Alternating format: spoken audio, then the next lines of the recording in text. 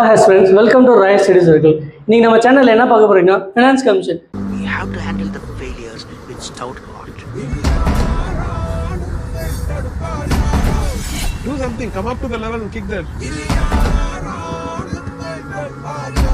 You can be very ambitious in what you tackle. Polity பொறுத்த வரைக்கும் நீங்கள் புக்கில் படிப்பீங்க, இது கரண்ட் அஃபேர்ஸ் நியூஸ் பேப்பரில் அதெல்லாம் படிப்பீங்க. ஆனால் பாலிட்டி பொறுத்த வரைக்கும் ஈஸியாக ஃபாலோ பண்ணுற விஷயம் என்னன்னு பார்த்தீங்கன்னா LAP. LAP learning apply practice.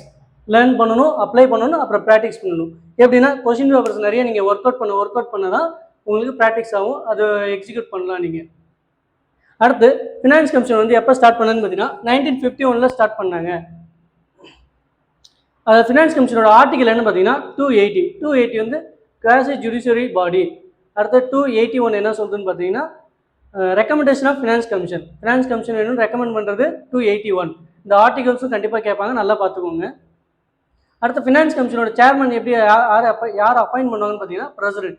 Every 5 years once appoint பண்ணுவாங்க.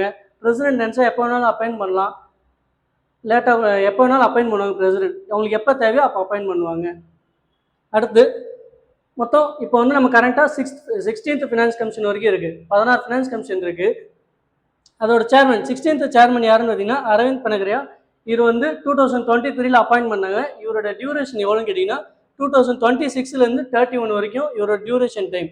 ஓகே, ஃபினான்ஸ் கமிஷனோட ஒர்க் என்னன்னு பார்த்தீங்கன்னா central and state advisory body, அதாவது சென்ட்ருக்கும் ஸ்டேட்டுக்கும் ஒரு அட்வைஸ் ரோலாக கொடுப்பாங்க. அடுத்து sharing of tax revenue. Tax வந்து என்ன பண்ணுவாங்க, டேக்ஸ் ரெவன்யூ சென்ட்ருக்கும் ஸ்டேட்டுக்கும் பிரித்து கொடுப்பாங்க. அப்புறம் சென்ட்ரல் அண்ட் ஸ்டேட்டுக்கு இம்பேலன்ஸாக இல்லாமல் பேலன்ஸ்டாக கொண்டு போவாங்க. அதாவது ஃபிஸ்கல் இம்பேலன்ஸாக இல்லாமல் பேலன்ஸ்டாக ப்ராஃபிட் வர மாதிரி பண்ணுவாங்க, ஃபினான்ஸ் கொண்டு வருவாங்க. அடுத்து reports are directly submitted by president. இவங்க வந்து டைரெக்டாக பிரசிடென்ட் தான் சப்மிட் பண்ணுவாங்க ரிப்போர்ட்டு. அதுக்கு பிரசிடென்ட் என்ன பண்ணுவாங்கன்னா போத் ஹவுஸ் பார்லிமெண்ட்டில் போயிட்டு சப்மிட் பண்ணுவாங்க, லோக்சபா ராஜ்யசபாவுக்கு சப்மிட் பண்ணுவாங்க. அவங்க வந்து இது ஒரு அட்வைசரி, கவர்மெண்ட் வந்து இது ஒரு அட்வைசரி ரோலாக தான் எடுத்துப்பாங்க. அடுத்து இதில் வந்து சேர்மன் மொத்தம் எத்தனை மெம்பர் இருப்பான்னு பார்த்தீங்கன்னா 1+4 எப்படி பண்ணுவாங்க எப்படின்னா சேர்மன் + 4 மெம்பர்ஸ். சேர்மன் எப்படின்னா ஒரு பப்ளிக் அஃபேர்ஸில் செலிபிரிட்டியாக, அதாவது ஃபார் எக்ஸாம்பிள் எப்படி சொல்லலாம்னா ஹை எக்ஸ்பீரியன்ஸ் இன் பப்ளிக்கிட்ட ஒரு நல்ல எக்ஸ்பீரியன்ஸ் நல்லா இருப்பாங்க. அடுத்து அதர் 4 மெம்பர்ஸ் எப்படின்னு கேட்டிங்கன்னா 1 வந்து ஜுடிஷியல், இது ஹைகோர்ட் ஜட்ஜாக இருப்பாங்க. அப்படி இல்லைன்னா ஹைகோர்ட் ஜட்ஜ் ஆகிறதுக்கு தகுதியானவங்களாக இருப்பாங்க. 2வது அக்கௌண்டண்ட்டில் எக்ஸ்பீரியன்ஸாக இருக்கணும். 3வது ஃபினான்ஷியலில், அதாவது ஃபினான்ஷியல் அட்மினிஸ்ட்ரேட்டிவில் ஒரு எக்ஸ்பீரியன்ஸ் இருக்கணும். 4வது எக்கனாமிக்ஸில் கொஞ்சம் எக்ஸ்பீரியன்ஸாக இருக்கவங்கள, எக்கனாமிக்ஸில் ஹை எக்ஸ்பீரியன்ஸாக இருக்கவங்கள அப்பாயின்ட் பண்ணுவாங்க. 1+4 இவங்க வந்து யார் அப்பாயின்ட் பண்ணுவாங்கன்னு கேட்டிங்கன்னா பிரசிடென்ட் தான் அப்பாயின்ட் பண்ணுவாங்க. பிரசிடென்ட் டைரெக்டாக அப்பாயின்ட் பண்ணுவாங்க. ஓகேவா? அடுத்து இது வந்து எப்படியெல்லாம் கேட்பாங்கன்னு பார்த்தீங்கன்னா முன்னாடியே சொல்லிட்டோம், அசிஸ்டன்ட் ரீசன்லி கேட்பாங்க. எப்படி கேட்டாங்கன்னா 16th ஃபினான்ஸ் கமிஷன்ஸ்குள்ளே அவரோட நேம் கொடுத்து அரவிந்த் பனகரியா அப்படின்னு நேம் கொடுத்துட்டு இயரை மாற்றி கொடுத்து அப்படி கூட கேட்கலாம் அசிஸ்டன்ட் ரீசனிங்கில். 15th ஃபினான்ஸ் கமிஷன் நம்ம பார்க்க போகிறோம். 15th ஃபினான்ஸ் கமிஷன் அதோட சேர்மன் யாருன்னு கேட்டிங்கன்னா என்கே சிங்.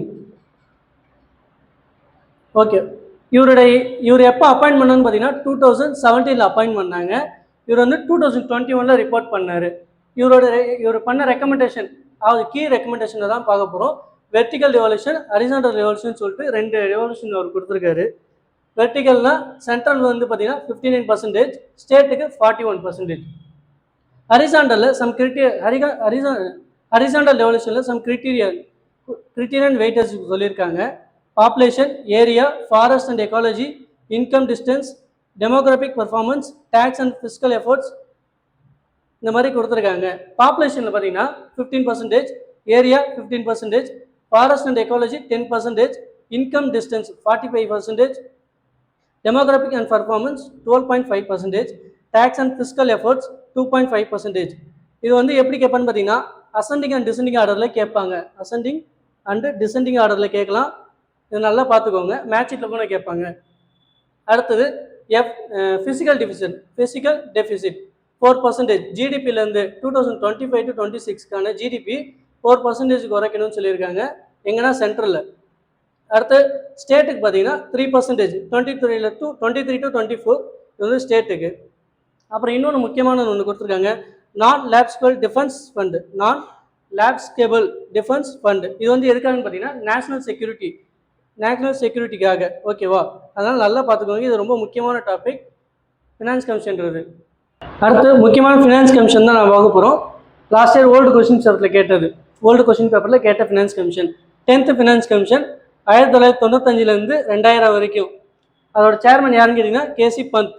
அடுத்து 11th ஃபினான்ஸ் கமிஷன் பார்த்தீங்கன்னா 2000 2005 வரைக்கும். அதோட சேர்மன் ஏஎம் குஷ்ரோ.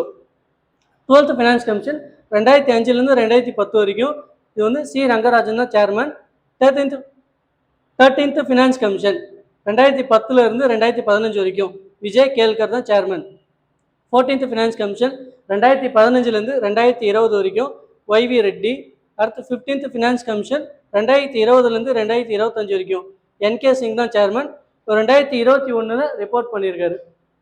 அடுத்து அப்கமிங் ஃபினான்ஸ் கமிஷன் 2026 2030 வரைக்கும் அரவிந்த் பனகரையா. இவர் வந்து அப்கமிங் ஃபினான்ஸ் கமிஷன். இந்த வாட்டி இந்த கொஸ்டின் குரூப் 2ல கேட்கறதுக்கு வாய்ப்பு அதிகம், அதனால நல்லா பார்த்துக்கோங்க. இது அசஸிங் ரீசனில் மேட்ச்